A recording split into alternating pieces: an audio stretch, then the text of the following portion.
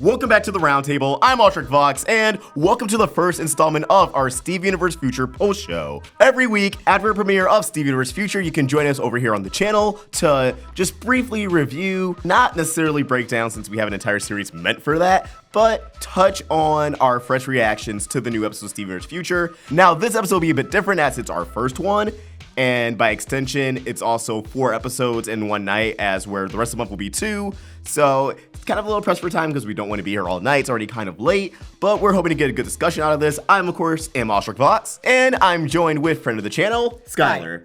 So the first thing I want to do with every episode of this post show is congratulate the Crewniverse who worked on specific set episodes for that week.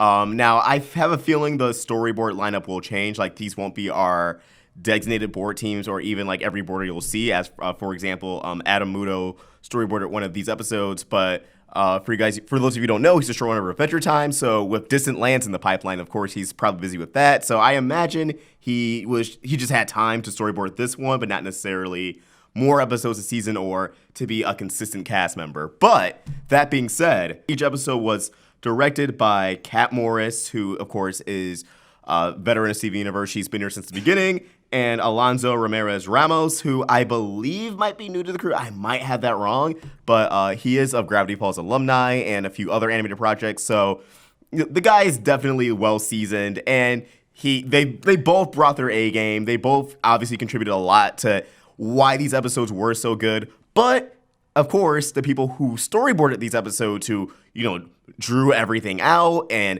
added to the dialogue, or at least most of the dialogue, those are more or less often regarded as the true heroes of each and every episode of the show, even though, again, it's an entire crew. You have your background artists, you have Ivy Sarashu, Jeff Ball, who's contributed to the music, and so much more. You can find these storyboarders, and I'm going to have their Twitter handles if they're available. But Little Homeschool was storyboarded by Paul Villeko, again, another seasoned veteran on the show, been there since the beginning. And a newcomer, Drew Green. Second episode, Guidance, was storyboarded by Amish Kumar and Aaron Austin, 2 people who are new to the Crewniverse, although I'm under the belief that they both worked on the movie. They both were storyboarders on the film. For the third episode, Rosebuds, was storyboarded by Lamar Abrams and Adam Muto, 2 people who have storyboarded on the show before. Lamar, again, has been there since the beginning. Adam Muto has been a close friend of Rebecca Sugar. They worked on Adventure Time with each other. Rebecca wrote Time Adventure, and I believe she dedicated that song to Adam Muto. For the 4th and final episode of the night, Volleyball, this was storyboarded by, and apologies if I butchered this name, Etienne. I don't know if I want to attempt his last name. I'm really bad at pronouncing names. Guinard? Yeah. It's super French. That has to be. And I believe he's also new to the show. He also has work on other properties such as Marvel Spider-Man, and he has an entire portfolio. You can check that out for yourself. And his board partner was Maya Peterson, who was previously a storyboarder visionist on Steven Universe, now upgraded to a full-fledged storyboarder, so round of applause for her. Now, I'm sure there might be multiple head writers for Steven Universe Future as the original series, each episode being written by Matt Burnett and Ben Levin, which essentially they provide the outline and I'm sure improvise and provide a lot of the dialogue for the episodes. But the only new head writer I am certain probably worked on this episode was Tanika Stotz. And also shout out to the storyboard revisionist. So with that out of the way, obviously let's start with Little Homeschool, which was obviously one of my favorite episodes of the night for obvious reasons. We had the Big Buff Cheeto Puff as a huge focus, and it's set up that she'll have a recurring presence and a significant presence throughout Steve Universe Future. This was something that was already kind of going around, people at cons saying, oh, I talked to a voice actor, and they said that Jasper is a consistent character throughout Steve Universe, and that she would have a big role. But we're not really able to understand why. We can only make theories and speculations, but I'm really surprised with the route they're taking her arc, but in a way that also makes sense. But before we get there, so Little Homeschool, Steven heals a new Crypto Gem. They're still rounding out Crypto Gems. Can't catch all of them all, even in a 2-year time skip, which I found kind of strange just because I felt like they were going to, leave that behind and change your mind. But at the same time, it's not like this disrupts the storytelling at all. But this gem, Cherry Quartz, she gets uncorrupted, super startled to find herself in this new world where everything's different. She's pretty much just used as a vehicle into the narrative and how much has changed. Large has his own bakery, something that was also present in the comics, but in a dream sequence that we broke down and covered like earlier this year. I'm glad to see that was reworked and realized into the canon. Maybe it was a coincidence. Maybe it was something they learned from the creators ahead of time. Either way, it makes sense for the direction of Lars's character, and he wouldn't just stay as an employee at the Big Donut as he was in the movie. Right. We don't really get. I don't believe we got a specification of time between the movie and the first episode of Future. But we can assume like enough has passed for Little Homer to be completed and for Lars to have a operating bakery. Everyone's living. We didn't really see Labs in these episodes, which I found kind of disappointing. But she has her own episode coming up in a few weeks. We can definitely hold out until then. Can you hold out until then? I'm sure. I remember your reaction to her showing up in the Diamond Days arc, I believe. Oh, you mean Reunited? Oh yeah, it was Reunited. And him running around the room with the well, because it says she was back and through the barn on Blue Diamond. Yeah. Like you can't really get that much better than that. She may find herself in an awkward situation in regards to Steven, considering the situation he's now in with Jasper. Yeah. Which is pretty much the meat of the episode. Steven's kind of bummed out that Jasper, doesn't want to attend a little homeschool. She doesn't respect Steven. Right. Steven feels as if he still needs to help her. But they have a pretty heated conversation. Yeah. They both pretty much go off on each other, but Steven especially kind of rips into Jasper. Physically and verbally. We had a very interesting fight scene, something that was very, very heavily Dragon Ball Z inspired. I enjoyed all of that animation. Yeah, it was Steven very jumping much off his shield in midair. Stuff like that. It was a very, very well animated fight scene. I enjoyed every minute of it. Oh yeah, very well directed, well boarded. I really loved how shonen it was. They kind of just went all out, and I think it picks up from what we established in the movie that Steven is at a point in his life where he will fight back. Obviously, here it wasn't a dire situation. Jasper's always down for a good fight, and I think Steven kind of understands that. He's in a position Steven's aware of his power that Jasper can't really hurt him, and that he's capable to not harm Jasper, but. In the climax of that battle, Steven earns Jasper's respect when he taps into a new transformation that is very similar to Pink Steven, if not pretty much Pink Steven, kind of coming out in a Super Saiyan-S transformation, which gives Steven a huge power-up. Jasper is very impressed. Yeah, and the Pink Steven thing, the one that we see now in Steven Universe Future is really interesting because when we saw it in Change Your Mind, it was just the gem. So what was really interesting is that we've seen Pink Steven as only the gem form. And now what we're seeing is what happens when the gem and Steven are together. And I'm personally wondering if if Pink Steven wouldn't have existed without the separation of the gem and his human half. Was that something that brought out more of Pink Diamond? And I'm sure we'll touch on that more later with what we learned in the 4th episode of the night. Is that something that was brought out more because of the separation? Was Steven's human half suppressing that part? Or was that always there and it just kind of naturally happened coincidentally? I'm up with the belief that in Change Your Mind, when White Diamond separated Steven from his gemstone, it really is essentially a fusion of his organic half and his gem half. But throughout his entire life, because he's just been merged as one, there's no really way for either of Steven's halves to know that. But I think now, even if it's just subconsciously, Pink Steven is a bit more in control, but at the same time, it's still Steven. Right. I do think it's an OKKO, KO, TKO situation. Yeah. Where depending on Steven's emotions, because as we saw in this episode, Steven's emotions can trigger Pink Steven to resurface. So I definitely think ultimately it's just more of, in Steven's mind, the resolve that he needs to find. I'm interested to see how it's developed, and Jasper's gonna pretty much be Steven's fighting mentor, right? Which I think is the perfect direction for a character to go. But at the same time, she's still an antagonist in the intro, the villain shot, which I don't think they would have done just for one episode, right? But at the same time, I don't think Jasper's manipulating Steven or tricking Steven. I think it's gonna be a gradual thing, right?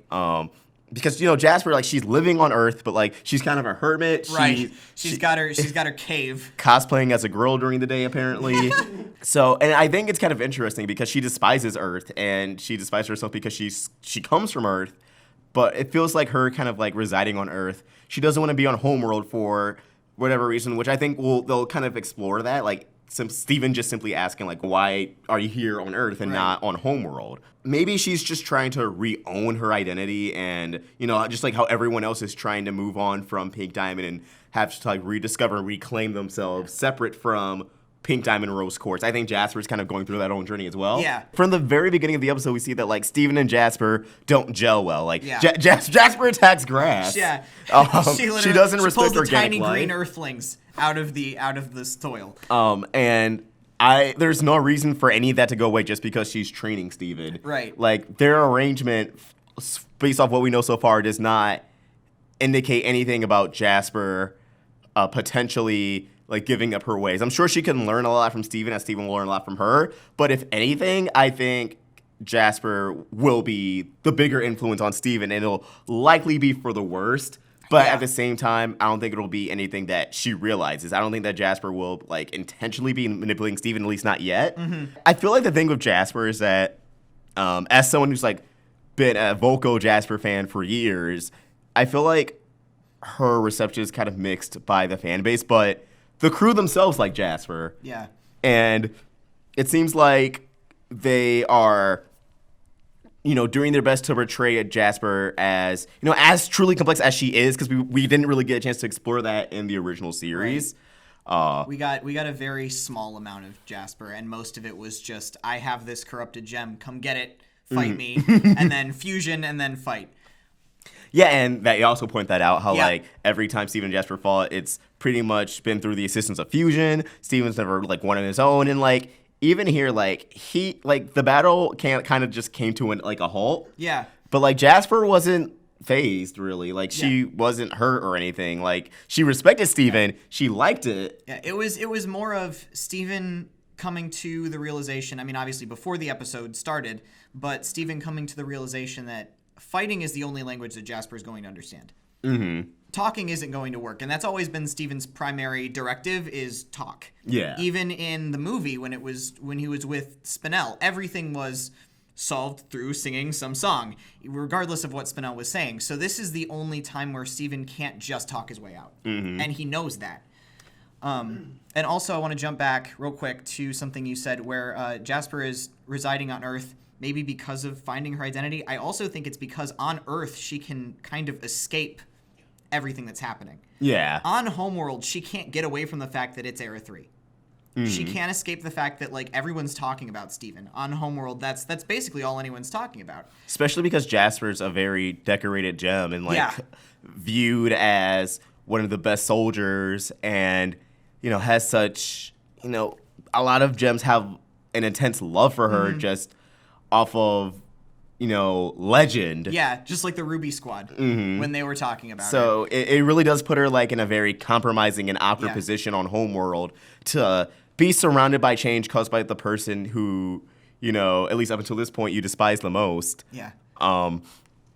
But at the same time, everyone there, like, wants to know, like, I imagine everyone would want to know their input. Also, I'm not sure if it was Paul or Drew who storyboarded the fight, but they did a good job. Yeah, no, it was really pleasant. And I'm sure that, like, it was, like, also revised on, like, in a few places. Let's move on to guidance. This was a really fun episode. Yeah. I'm glad Snowflake Obsidian from the jump. Like, second I saw them. Favorite uncorrupted gem. I'm glad they're voiced seemingly by Ian JQ. Yeah, no, it sounds like Ian when they were screaming. Just from established rules, I'm still gonna call Snowflake she, her. But I do think it's cool that Ian is voicing her. Amethyst has assigned jobs to a lot of the uncorrupted gems. And, like, not just the uncorrupted gems, but, just the reformed gems in general. Like, we have some of the Rubies squad who, or at least I'm assuming, like, some of the, like, those two Rubies seem like they were a part of the Ruby squad. Didn't the one that he healed in the fourth episode have it? It was Army, right? I'm pretty sure at the very least, we know Army and Leggy are, like, reformed and loving their new jobs, which I think that's a cool end, and, like, obviously we know that Eyeball is going to be part of Bluebird Fusion that we see next week. Even before the Uncorrupted Gems got healed, just, like, I've always wanted to see Garnet, Amethyst, Pearl, Peridot, Lapis in, like, this environment a lot more. So just having, a multitude of gems doing that is very gratifying, like, especially, like, working in places. I think that's, like, a really great resolution. That's something that just warrants the existence of Future. Yeah. I'm sure some people wanted Steven to end at Change Your Mind, but like we wouldn't have this. Right. I think from the very beginning, Townie episodes like got kind of a bad rap from the community. Well, I feel like this episode felt a lot like early Steven Universe, where it was set in Beach City. Right. It felt like the thing I was getting to is that in the beginning they had kind of a bad rap because there were a few of them that like did feel a little out of place at times. And I think that as we transitioned throughout the series, the Townie episodes became more and more realized. And this is kind of the culmination of what a Townie episode should be. We got all of these characterizations that were really, really good to see. I loved watching the corrupted gems kind of find their places. And small things like that, where they don't even have, like, speaking roles, some of them. There's literally one of them that anytime that they're on screen, it's literally just to do the little click, click thing. I can't remember what gem that was. Big Spite. Big Spite. How do you roll with these? So, it's stuff like that that gives this characterization without even the need for speech at times. And it's great. Because every time you see that character from that point on, it gives them a little more purpose and a little more depth, even though you're not delving too far. And also, we had like a lot of confirmed gemstone names in this episode, and a lot of it were things people already theorized or suspected, or we found through material outside the show. Yeah. But obviously, again, Snowflake Obsidian, Big Spite, Crazy Lace Agate was like one that was kind of debated for months. Blue Lace Amethyst, I believe, or Blue Lace Agate. Blue Lace Agate. Yeah. Little Larimar. We met all of like the gems that Bisel has name dropped, which was Crazy Lace, Biggs Jasper, Snowflake. She mentioned Little Larimar and Maid of Honor. So like it's just like that kind of really cool payoff of. We know who these gems are. Like obviously they meant a lot to the Crystal Gems. Like now we're seeing them. Now we're interacting with them, and. It's so cool. Yeah. But I didn't want this episode to end just because even though it wasn't like some big epic plot story, like obviously we got plot advancement with Smoky Quartz, which we'll get to in a sec, but just like watching the gems and townies interact, having Uncle Andy just casually there, even though he didn't speak. He nodded.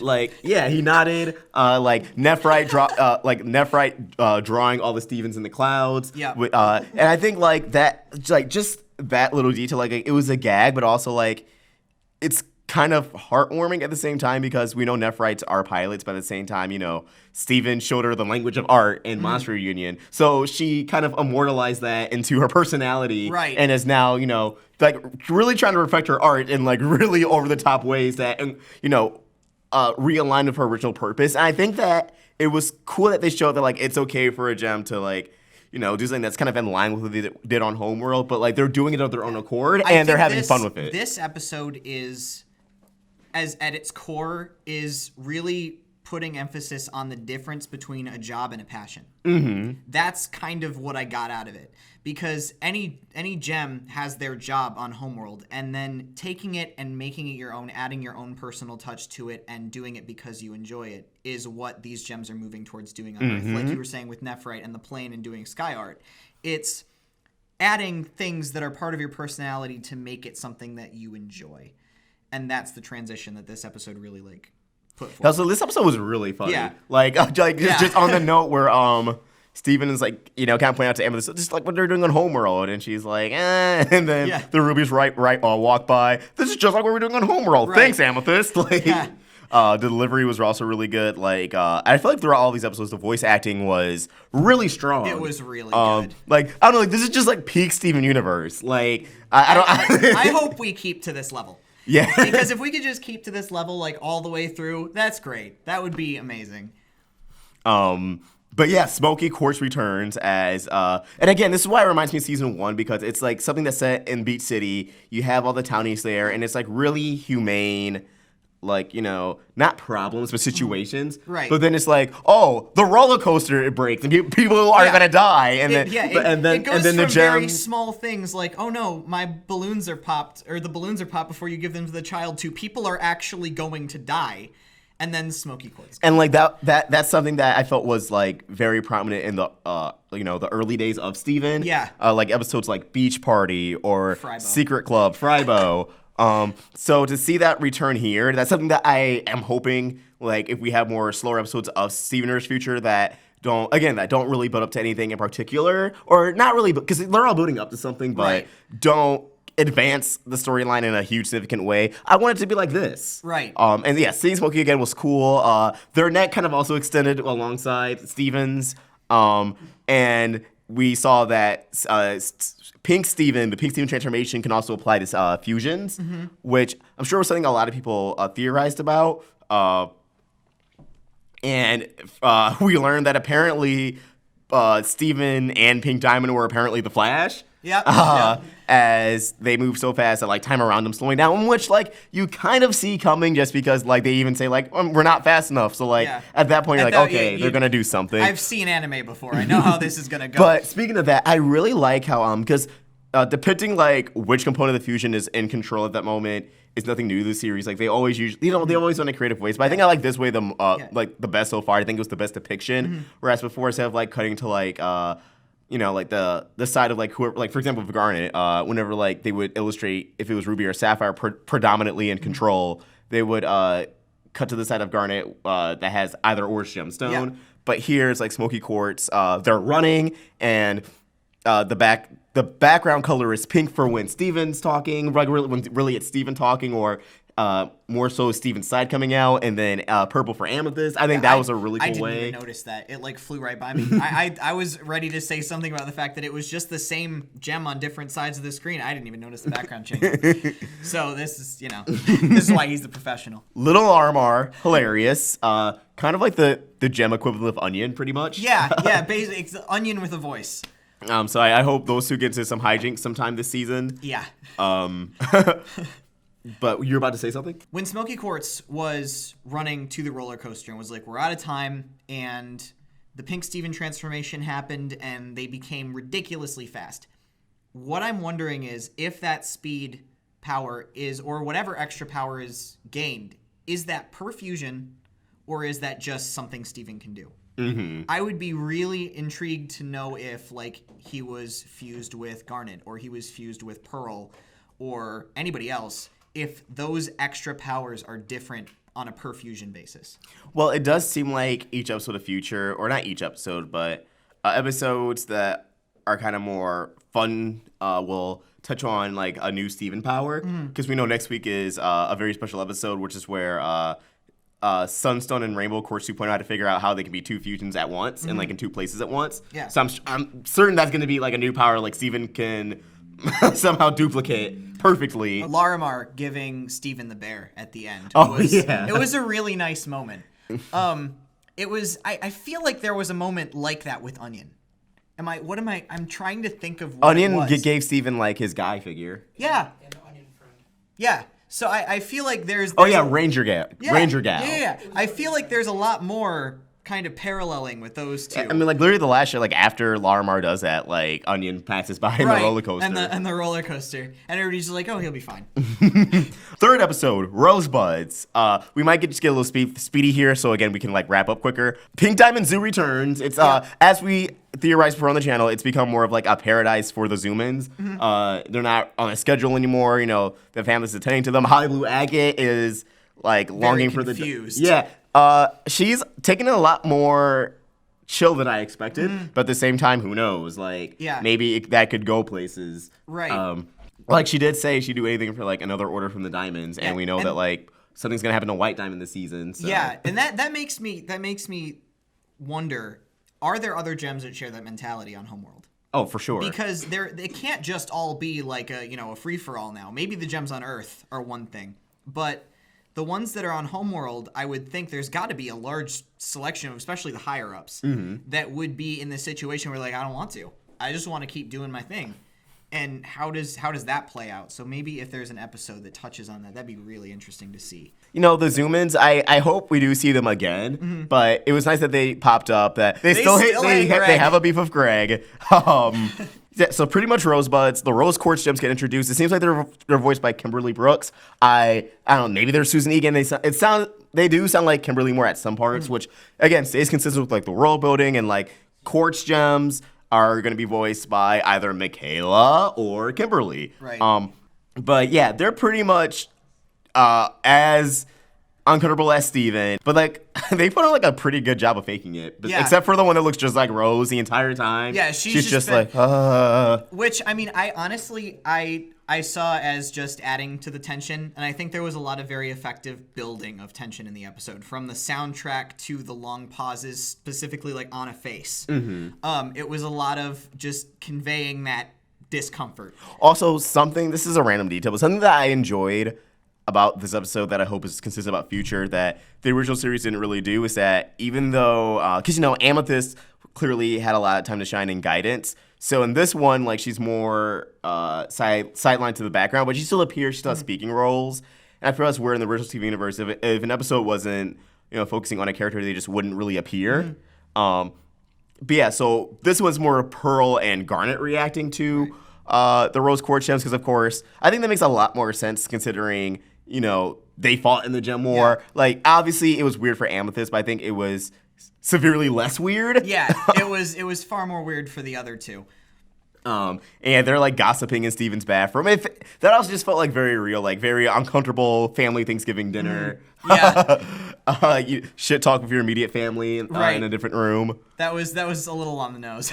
What I like about the episodes in future so far is that not every story or every episode contained story has every loose end tied up. And that was a thing that I felt happened kind of too often with Steven Universe in the past, where you'd kind of finish an episode and things would, other than the main story, but all the little side stories would kind of just get tied up and be done. And Greg just walked out. He's just going the Rose Quartz right out of there. I think that's a good thing because we never got to get to a good resolution with Greg and the Rose Quartzes. And that leaves that kind of open for more interactions in future episodes. Also, I like how different the Rose Quartz Gems are from each other. Yeah, it's interesting because I think that shows something about Pink because she made these gems specifically. Yeah. And on Homeworld, gems wouldn't be this different from each other. We've seen an entire army of the same gem and they all looked identical. Yeah, like they will have like different hairstyles, like a little bit things off. Like for the Rose Quartz Gems are definitely it's like a personality difference. Yeah. It's the way they talk. It's the way that they move. It's all of these small things that are really intriguing because that shows something either about Pink or about Earth specifically. And it's one of the two. It could just be Earth because we've seen the Famethysts are all very different. But is that and Pink was involved in those amethysts as well. So is it Pink Diamond specifically and wanting difference like humans, or is it not Pink and it's just the planet? Steven's resolution of like pretty much like, hey, like we're more of like siblings than like you guys just being just like my mom. That was a really sweet note to end it on. Hope we see the Rose Quartz Gems again soon. Yeah, I feel like if anything, they're gonna be helping him out later. Yeah. If something happens to him, if he's like people are saying either manipulated some way or the Pink Steven thing takes over more, something happens along those lines, I think they're going to be a key part of bringing him back. That brings us to the last episode of the night, volleyball. Wow. This was definitely the heaviest one of the night. One, we had a Pearl on Pearl fusion. Yep. Which I knew that like gem to gem fusions could happen, but there was part of me that almost thought that like a Pearl and Pearl fusion wouldn't even be like a thing that could happen. And I know that it I knew that it could, but it just seemed so weird considering their specific purpose. There's a lot of emphasis on the fact throughout the series that pearls are reprogrammable. Yeah. Like, I mean, all gems are to some extent, but we've seen the most scenes where there's something that's like reprogramming this pearl, whether it was Pearl in the movie, whether it was Shell, whether it was, I think, some other scene way further back in the series. And with something that has an emphasis on how much control is over it, I almost felt like that would be something that wouldn't be able to happen. Mm-hmm. They don't have any extra eyes. Like, the missing eye is still gone, which I think is kind of poetic. Yeah. I think there was something I read a long time ago that was like the more arms a fusion has is a signification of how they have a different way of like handling situations and stuff like that. And I really think this fusion, because it is just a pearl, is a good way to symbolize the fact that them coming together becomes an understanding. It is putting the pieces of the puzzle together. And like they're two sides of the same coin. Again, Pink Pearl said like the Pink she knew couldn't keep a secret for her life, but Pearl met a Pink who learned many secrets. And I think I feel also like they dealt with very different, like almost opposite. There was the one that was very outward, and then one that was very inward. And it's the same person, but just something happened to switch that. And I'm very curious to see what happened that switched it from. I think it was Pink Pearl. It might have been. Like losing Pink Pearl and just everything that happened with her. Yeah, and I think it's kind of cool that, you know, a one-off scene from Change Your Mind has actually become like not a signature move, but an actual ability that's significant on the series. Yeah. I think that was really nice, just because it was one of those moments where we've been so confused about that for so long. It came out of absolutely nowhere. And then we just have this one little line of dialogue that makes you sit back and rethink everything. Pearl, as she even acknowledged it, like she's still kind of making excuses for Pink as well. The two of them interacting in the clamshell was really nice, because it kind of tied up their loose ends. It almost felt like there was going to be a conflict between those two. It was very realistic because I think they were both very protective of their perceptions of Pink Diamond. Yeah. Pearl thought she learned everything there was to learn about moving on from Pink Diamond and dealing with heartbreak and everything, but she really didn't, because she has someone now who has been through, again, a different but similar experience as her. And I think the placement of the episode is really good, too, because the episode before this just kind of reinstates all of that for Pearl. And I think if we didn't have that beforehand, it would have been effective, but not as effective, because we just had that reminder of how much this still affects Pearl, regardless of how much she's tried to move on from it. And we also have that nugget of Steven, again, like doing his best to help people as he's like healing a bunch of cracked gems, which you know, I didn't expect him to make just like cracked gems, just kind of just like this minor thing that happens. But I think it's it's really funny. The gems are really good at hurting themselves, apparently. Volleyball is dangerous. Volleyball, classified, mayor duty. Sport. It kind of like rewards people for watching the movie with like Pearl and Pink Pearl almost being rejuvenated, and I think also established that like fusions are their own entirely new being, because the show did not recognize their fusion, which was a clever way out of it. The show has always been really good at making the fusion's weapons a combination of the weapons of those two. And something that interested me about this is that Pearl, like our Pearl's weapon, was nowhere to be found in that fusion at all. And I would have thought maybe just, the ribbon one with like a longer handle. Like, it's not like a completely weird and wild combination to deal with. So I wonder if that was anything important, or if that was just because we just saw the ribbon wand and we just want to, put emphasis on that because Pink Pearl. If it is something important, that would be super interesting. I also like that. I mean, they're using that Pink gave them, but in a way to, again, break free from Pink. And I definitely think the Pink Diamond discourse is going to spiral because of this episode. Yeah. So because we just had the movie and her abandoning Spinel, Right. I think, because a lot of people make the argument that, we saw Pink Diamond's character development in reverse, starting with Rose Quartz and then going to Pink. But, I mean, it doesn't really feel like that anymore, because I feel like it makes, you're making a point narratively when you constantly show someone doing shitty things. Yeah, it devolved, but it just keeps devolving. It's like, oh, maybe I kind of understand. Okay, never mind. I mean, my main takeaway is just that, like, just because you endured abuse doesn't mean it's okay to be an abuser, or it doesn't justify being an abuser. Yeah. Which, again, like, we saw that Pink endured a lot, but it doesn't excuse any of her actions. Right, exactly. And, like, we shouldn't, like, it's not justifiable. That's, like, by the end, I don't think she was a horrible person when she gave birth to Steven, but I think, because even in her good intention, she was still manipulative in her actions. Right. And she still didn't really have a good grasp on the whole empathy thing. So, like, she is complex, but at the same time, it doesn't justify anything she's done. Right. I think that the other big thing, though, is that we hear about these bad parts of her the further we go back. We don't hear about horrible things post-Gem War, really. And that's, from the people that are closest to Steven and who have divulged every negative thing that they have, as far as we know, so far. So we're hearing more and more negative things, but it's also going back further in history. And the things that we knew at the start of the series were from Rose at the end, when she was just Rose. We're hearing that from Greg and from Garnet, who's probably the most level-headed one out of everybody. So are we hearing more negative things about far back in the past, and we're judging her more and more as we hear all these things? Or was there an attempt to get better as time went on? And the things that we knew at the beginning was who she tried to be at the end. Yeah. That's that. That's all. Final thoughts. This was a strong start to Future. I hope every episode keeps up this momentum, which I'm hoping it is. Yeah. And I think they are striving really hard to give fans very satisfying season-long conclusion to the story of Steven Universe. Yeah.